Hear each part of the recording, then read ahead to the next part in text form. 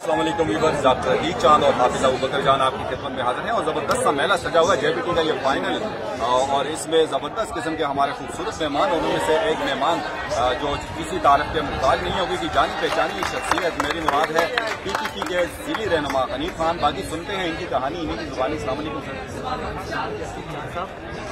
बहुत शुक्रिया सर आज से इसको टाइम देने का और इसके साथ साथ बड़ा हंसता मुस्कुराता चेहरा, क्योंकि ये मेले देख के जिनका हम लोगों ने आगाज किया था और आप हमारे साथ साथ थे, क्या कहेंगे, क्या फीलिंग?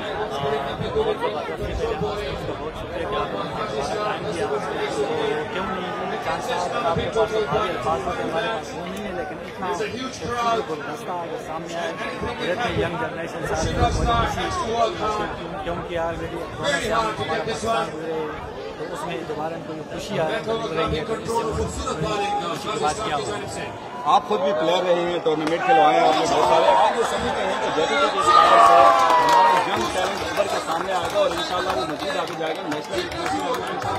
बिल्कुल जी, मैं वसीम प्रयास को सलीम पेश करता हूँ अब्बासी साहब को, बाबा सिंह अब्बासी को, और इसमें कोई शक नहीं कि इतने एक्टिव हमारे इलाके तनावल के यंग नौजवान इतने बेहतरीन खेल रहे हैं, इसमें काफ़ी टैलेंट उभरेगा और ये इसको उजागर कर रहे हैं। तो हमें पूरी उम्मीद है कि ये बच्चे आगे निकलेंगे और नुमाइंदगी जरूर करेंगे।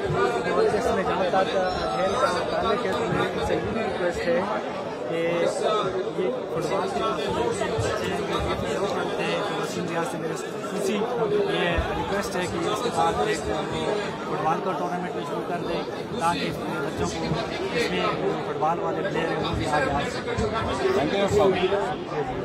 जी व्यूअर्स, आप हमारे साथ शामिल हो सकते हैं ओनली फिंगर टिप्स पे कि इस वीडियो को आपने ज़्यादा से ज़्यादा शेयर करना है। Thank you so much. देखते रहिए आस न्यूज़। अल्लाह हाफ़िज़।